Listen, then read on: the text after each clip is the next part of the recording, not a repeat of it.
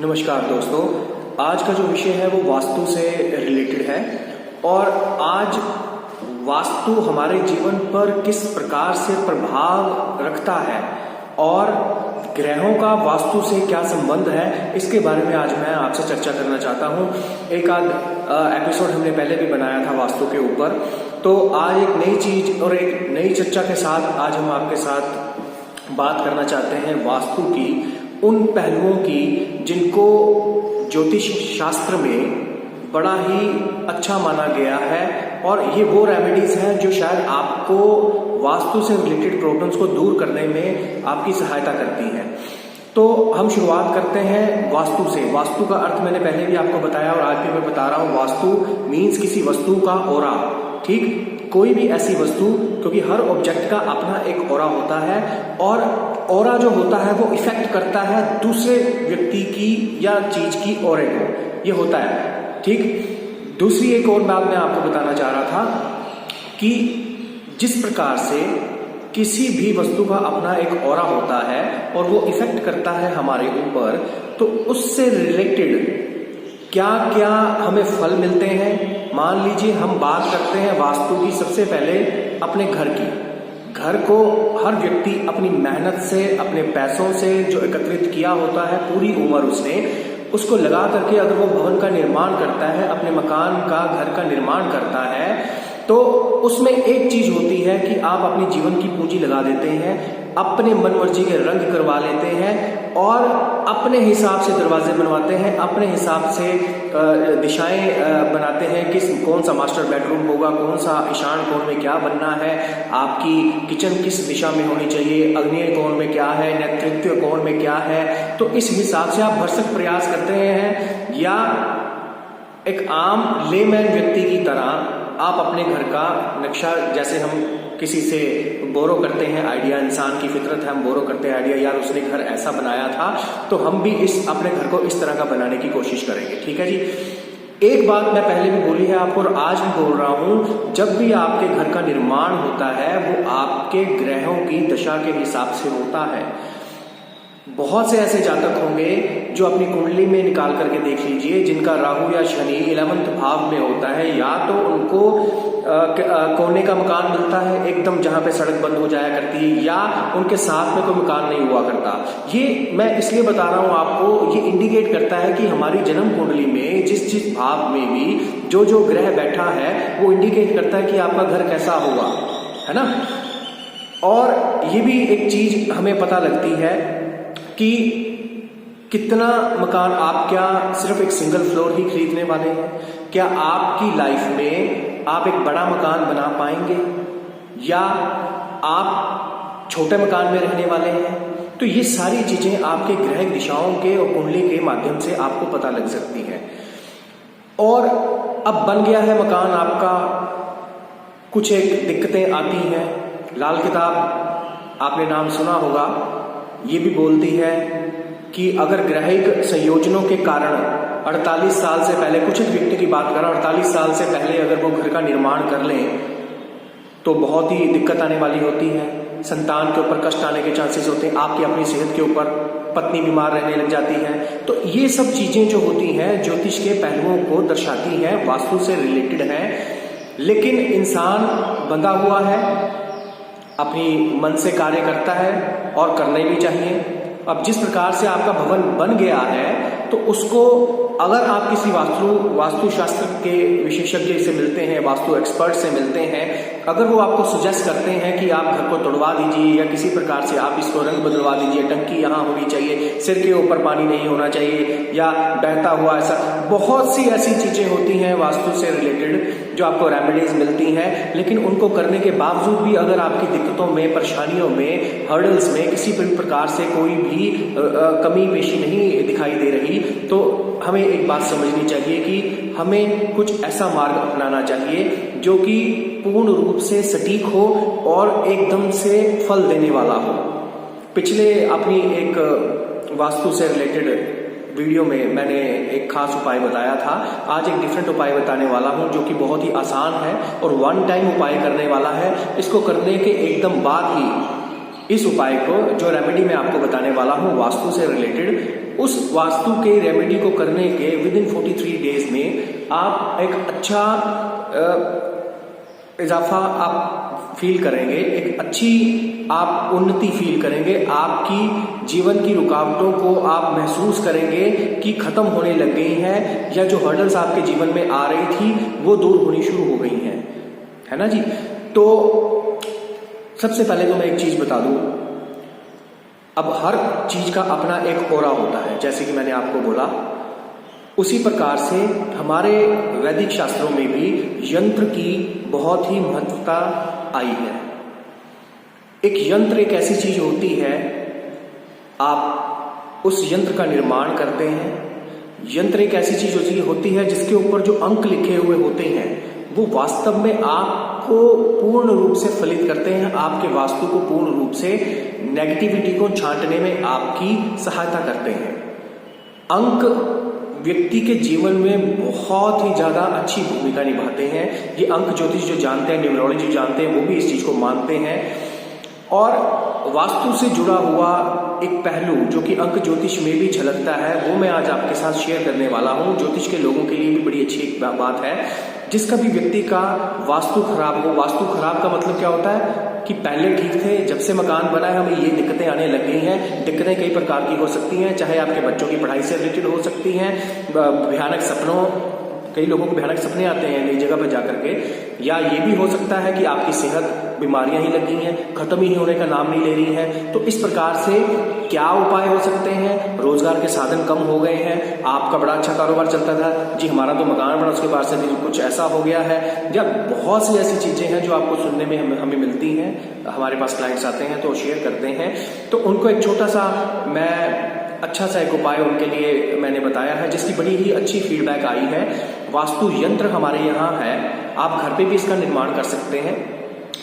एक भोजपत्र मिलता है, भोजपत्र है, आप किसी भी दुकान पे जाएंगे, आप पूजा जहाँ का सामग्री मिलती है आपकी, वहां से आप एक भोजपत्र ले लीजिए, है ना। उसके ऊपर आपने एक कटोरी में, एक साइड पे एक कटोरी ले लीजिए, कटोरी में आपने कुमकुम मिल जाएगा, आपको अष्टगंध मिल जाएगी आपको, वो डाल लीजिए उसमें, ठीक है जी। और अगर हो सके आपके पास ये बातें नहीं है, आपको अगर एक चांदी की इतनी सी शलाखा मिल जाए, उंगली के जितनी, चांदी की एक पतली सी तार जिसे हम बोलते हैं, वो ले लीजिए। ये सामान आपके पास होना चाहिए। और दोस्तों, वास्तु निवारण के लिए एक अच्छे नक्षत्र का होना बड़ा ही आवश्यक है। अब सामान आपके पास आ गया है, भोजपत्र, आप उस यंत्र का स्वयं निर्माण करेंगे, लेकिन किस अवधि में करना है, किस नक्षत्र में करना है, किस ग्रह के संयोजन में करना है, ये बहुत बड़ी बात है। दो इसके लिए बड़े ही शुभ मुहूर्त बताए गए हैं। पहला मुहूर्त आपकी पूर्णिमा के दिन होता है, जो हर मास आपकी होती है, पूर्णिमा होती है, और एक अमावस्या की रात्रि। ये 2 दिन एक ऐसे होते हैं जिनमें कि इस यंत्र का निर्माण किया जाता है, और एक खास पर्टिकुलर टाइम पे इसका निर्माण किया जाता है। पूर्णिमा के दिन भी रात्रि में आप 11 बजे से लेकर के 1 बजे के बीच, मैं मित्रों आपको दोबारा दोस्तों इस चीज के बारे में बता रहा हूं, रात्रि में 11 बजे से 1 बजे के बीच में आपने इस यंत्र का निर्माण करना है। और अगर आप अमावस्या को कर रहे हो इस चीज को, तब भी रात्रि में 11 बजे से लेकर के 1 बजे के बीच में आपने इस यंत्र का निर्माण करना है। एक अच्छे ग्रह के संयोजन में जब आप किसी यंत्र का निर्माण करते हैं तो अपने आप में वो सिद्धत्व लिए होता है। ऐसे दिव्य यंत्र का जब आप निर्माण करते हैं, अपने घर में स्थापित करते हैं, पूजन करते हैं, तो आपकी वास्तु से रिलेटेड जितनी भी समस्याएं होंगी वो स्वतः ही धीरे धीरे खत्म होने लग जाती हैं। और कईयों ने तो इतनी अच्छी फीडबैक दी है, within 15 days, within week आप परिवर्तन महसूस करते हैं, और होगा ही होगा। ये ऐसा दिव्य आपको एक प्रयोग मैं बताने जा रहा हूं जो काफी लोगों ने अपनाया है। जो लोग अपने घर को तोड़वाना नहीं चाहते हैं, जो अपने घर का पेट नहीं बदलवाना चाहते हैं, जो अपनी मुसीबतों को दूर करना चाहते हैं, जो बहुत सी दिक्कतें हैं दोस्तों वास्तु से रिलेटेड, पति पत्नी में नहीं अच्छे रिलेशंस आगे सामने आ पा रहे हैं, है ना। तो ये सारी जो चीजें होती हैं, इन सबको ठीक करने के लिए ये यंत्र जो है आपको निर्माण करना चाहिए। आप वो भोजपत्र ले लीजिए और रात्रि में वही 11 से 1 बजे के बीच में आपने उस भोजपत्र के ऊपर 27, मैं दोबारा रिपीट कर रहा हूं आपको, 27 ये आपने उस जो आपने वो बनाया है, आपका कुमकुम है, अष्टगंधा है, उसके अंदर थोड़ा सा केसर भी उसमें ऐड कर लीजिए। तो उस चांदी की शलाका से आपने उसके ऊपर 27 लिखना है। ठीक है जी।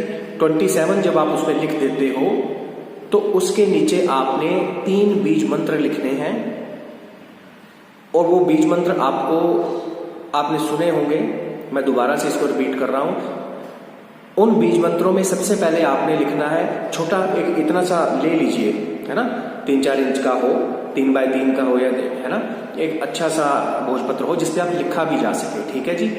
तो उसमें आपने हरीम, HAREEM हिंदी में लिखना है, लेकिन मैंने इंग्लिश में इसलिए बताया आपको ताकि आप इजीली उसको सुन पाए। हरीम। सेकंड वर्ड जो बीज मंत्र आपने लिखना है वो है श्रीम, SHREEM, श्रीम। और तीसरा है क्रीम, KREEM, क्रीम। हरीम, श्रीम, क्रीम, ये आपने उसके ऊपर लिख देना है। लेकिन दोस्तों इसको लिखना है आपने 51 टाइम्स। उस पर रिपीटली लिखते जाएं, जहां आपने हरीम लिखा उसी के ऊपर दोबारा हरीम लिखना है, जहां आपने श्रीम लिखा है उसी के ऊपर आपने श्रीम लिखना है, जहां आपने क्रीम लिखा है उसी के ऊपर आपने क्रीम लिखना है। ये आपने 51 टाइम्स इनको 11 बजे से लेकर के 1 बजे के बीच में आपने इसको कंप्लीट करना है। ठीक है जी। जहां हरीम लिखा है, श्रीम लिखा है, क्रीम लिखा है, उनके ऊपर रिपीटली आपने उसी के ऊपर ही हरीम श्रीम क्रीम, हरीम श्रीम क्रीम लिखते जाना है, 51 टाइम्स लिखना है। ठीक है। और ग्रहों के संयोजन का मैंने बात की थी, 11 बजे से 1 बजे के बीच में यह कार्य आपका बड़ी आसानी से संपन्न हो जाएगा।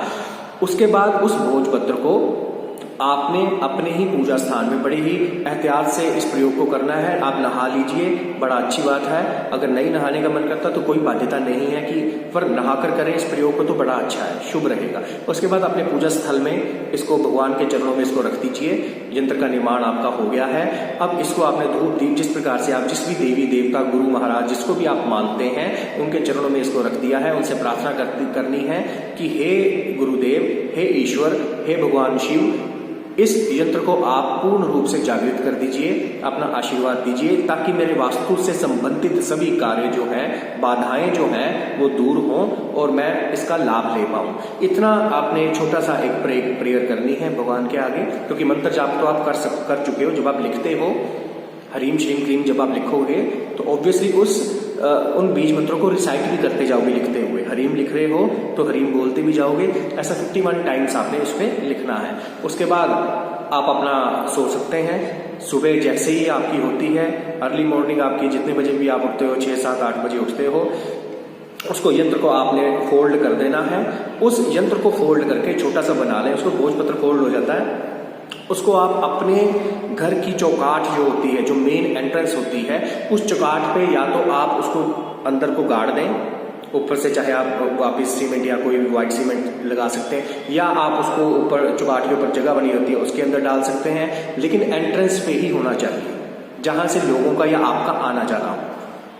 ये एक दोस्तों बड़ा छोटा सा मैंने आपको ये वास्तु से रिलेटेड आपको छोटा सा उपाय बताया है, लेकिन कारगर है। आप एक बार इसे संपन्न करेंगे, वास्तु से रिलेटेड आपकी जितनी भी प्रॉब्लम्स हैं वो दूर होनी शुरू हो जाएंगी। लेकिन दोस्तों वास्तु का, वस्तुओं का जो आपके घर में है, जो उनका आपके जीवन पर इफेक्ट होता ही है। इसी कारण से ही वास्तु को दूर किया जाता है। आप भी अगर किसी ऐसी प्रॉब्लम से जूझ रहे हैं, आप वास्तु कंसल्टेंसी लेना चाहते हैं, तो आप हमसे संपर्क कर सकते हैं। अगर आपको ये वीडियो अच्छा लगा हो तो आप इसको प्रमोट कर सकते हैं, ताकि हजारों लाखों लोगों का इससे भला हो सके। तो आशा करता हूं आपको ये पसंद आया। हमारे चैनल को भी आप सब्सक्राइब कीजिए, ताकि आपको और भी अच्छी बातें हम आगे बता सकें। तब तक के लिए नमस्कार।